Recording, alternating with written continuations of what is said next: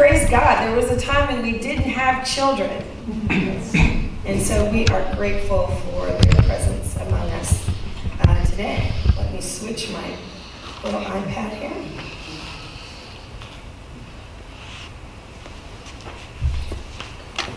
Good morning, everyone. Good morning. Good morning. It is a real privilege, a real honor to be standing in front of you today.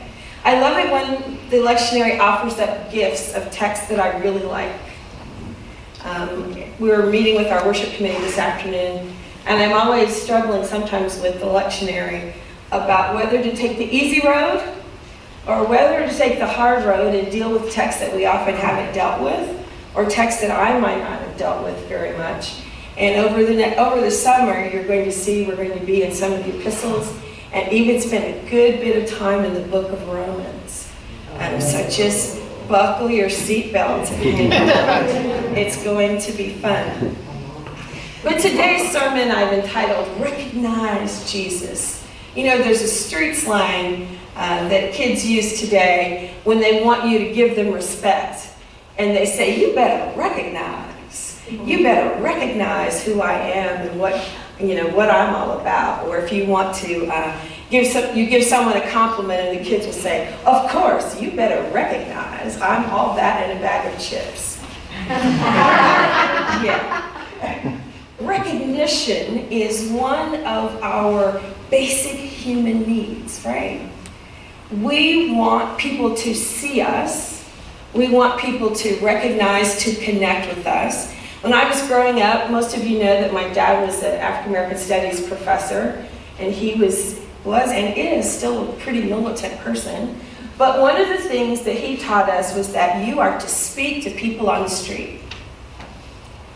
Even people that you don't know. Make eye contact with them and say hello. Now you might imagine in the year 2017, if you do that, people think you're strange. And you're weird, but I grew up doing that. I find myself still at least wanting to acknowledge and make eye contact with people as they pass. Homeless people who are panhandling on the streets of Chicago. Even if I don't have any cash, I try to at least look at them, right? To acknowledge their presence, to be sure they understand that I see them. As Christians, there are many places where God shows up. There are many places where Jesus appears, and sometimes we just don't see it.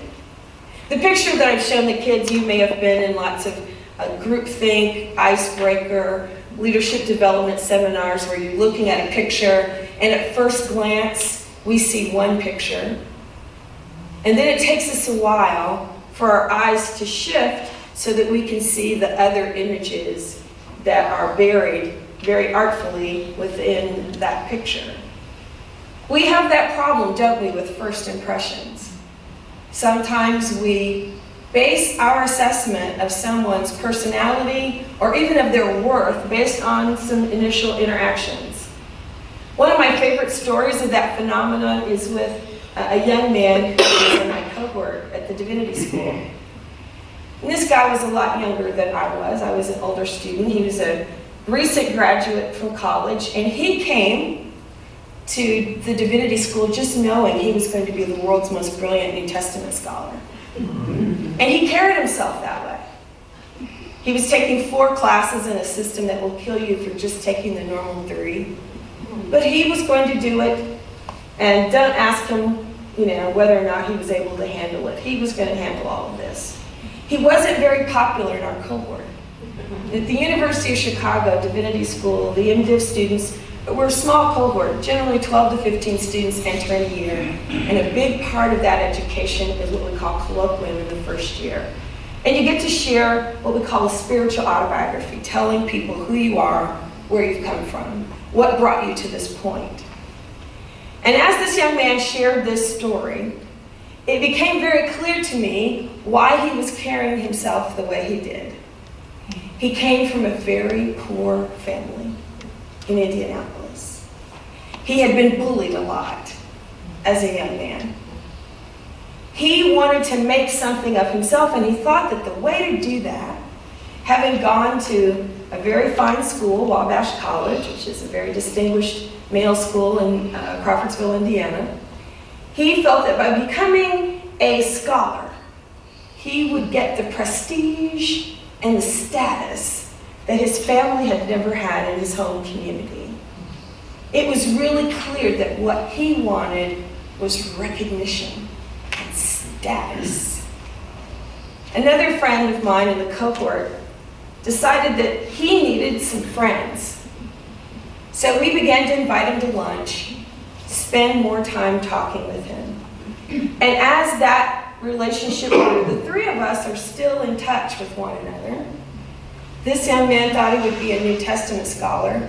He grew up with a guy from Indianapolis who was a disciples pastor. The young man, who was still my friend, who no one liked initially, but because we paid attention, when he started to tell his story, we understood what it was that he really needed. He's now a disciples pastor. Never would have thought that he would take that path. He is one of my dearest friends in ministry. He's one of the people whom I will text and say, let's be sure we get together, you and our other friend, and have a reunion of sorts every General Assembly. General Assembly is not complete unless I connect with this young man. He made it a point in Columbus to make sure that I met his fiancée.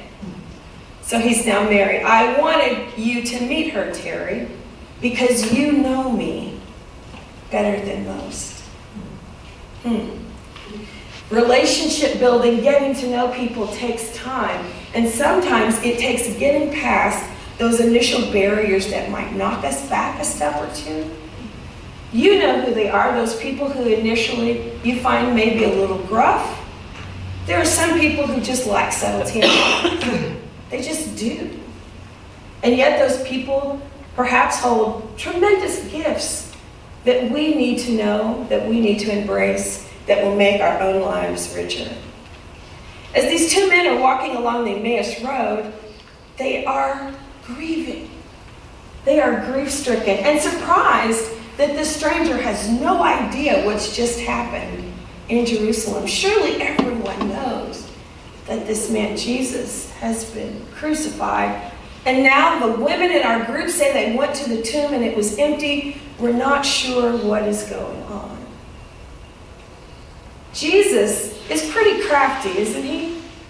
He sort of pretends like he doesn't really know what's going on, but begins to share with them what is really his story. Begins to open up the scriptures in the context of his own death and now his resurrection in ways that these young men had not been able to see before. In ways they didn't understand. But because they kept talking, they kept walking, they didn't pull away from him. They were intrigued by what he had to say. At that first sign of not knowing what had happened, he could have been dismissed. You know how we are these days. You don't know about that. You're not educated on that issue. You clearly don't see things my way.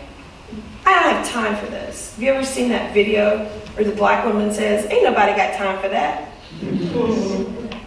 We will dismiss in a second people whose seeming perceptions and opinions don't immediately line up with our own. He was almost talking crazy to them at first because he was saying that they were somehow uninformed about their own text and their own scripture and the prophecy that they had grown up on. But because they kept walking and they kept talking, they were at a point where they really just needed to know more. They invite him to sit down with them for a meal. Don't go. Come stay with us. Hang out with us just a little while longer. Have you ever met someone where you just were so intrigued with the conversation that you wanted to find more time to spend with that person? when you were dating somebody you cared about? That's all you can do, right? Phone calls, dinner. Walter and I used to sit in the car and just talk. Sometimes we still do that, sit in the garage. Then we're like, oh, we could go inside. But there are some connections where you want the conversation to continue. You just want to learn more. Now here's the exciting thing for us as Christians. Our goal, our job, is really to reflect the love of God to the point where people who are around us want to spend more time around us, want to know more about this Jesus, this God that we spend so much time with. When we're inviting people to our women's tea this Saturday, we want them to come and have a great time, and Leslie Goddard, who's going to do a fabulous dramatization of the women in Hamilton's life. It's going to be great entertainment because our women are cooking the food. The food's going to be phenomenal. Our men are serving the tea. They're going to look dashing as always. It will be fun to watch them do this. But you know what we're hoping more than anything? Is that in the breaking of bread, there will be something that will be said or done that will open up an opportunity for us to reflect Jesus. For them to say, wow, this is a warm community. And I always, ladies, as you know, make some invitation to them to come to church. But we first want them to get to know us because we recognize Jesus. And Jesus always prayed that when they saw us, that's what John 17 is all about. When they see us, hopefully they will know that God really did send Jesus into the world. That there's something unique and different about this group of people who say that they are followers, disciples of Jesus Christ. You have an opportunity every day to help people recognize Jesus. As you walk and talk in your job, even when we're in worship committee, there's a sort of mundane task that has to happen there in terms of choosing music, and I'm sharing text and we're trying to put it all together. But there are moments when we're like, ah, yes, that song. There are moments in worship, don't you have them? Hopefully, when you feel, yes, that was good. Maybe something that I might say in a sermon. You know, I really do believe that each sermon is like the day of Pentecost. You each speak a different language, and you each will hear what I'm saying, what God is saying to you with different ears. On some days, I'm really connecting with your language. On other days, you'll be like, I don't know what she was saying today. But we have to be open to, in some ways, reflect the glory of God and God's love so that people will see and recognize who Jesus is.